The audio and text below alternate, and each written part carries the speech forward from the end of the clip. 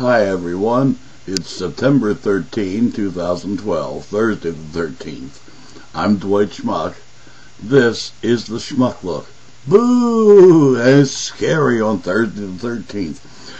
But I was about to take my dog out for a first walk, and it's one of the few things I get to go outside on, because walking is not my strong suit anymore.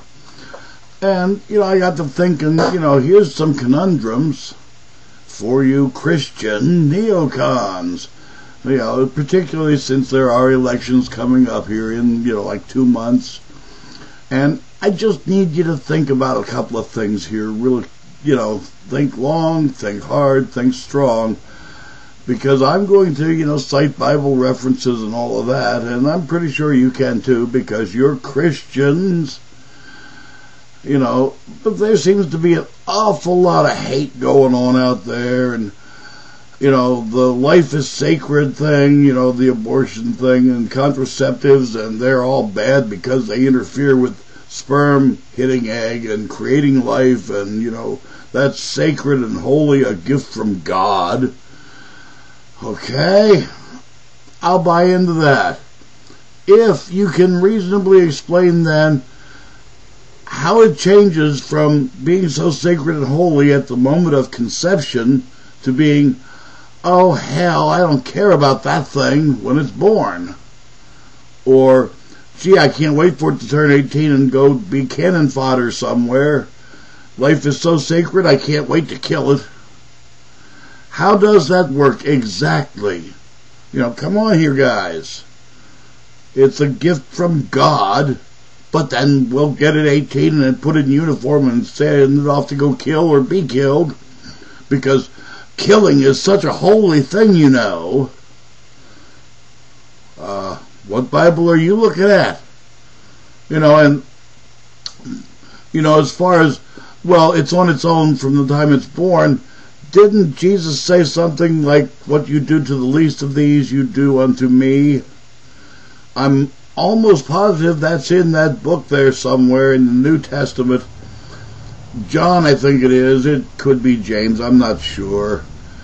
But at any rate, it's there. It's there. I know it's there.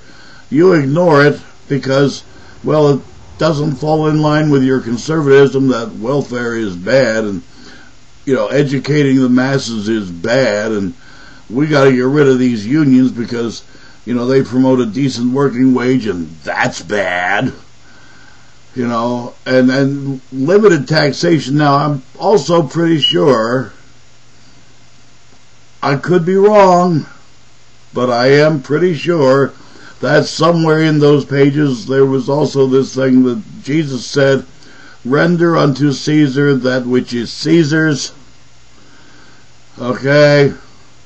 Render unto God that which is God's, which at the time meant 10% to God, and I don't know what the percentage was to Caesar, and I don't really give a damn.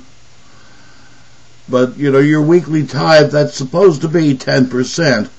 I want to know, come up here, come on, conundrum time once again. Are you really living up to that? And if so, how come we're in so many bloody wars all the time? Because, specifically, Christ talked peace.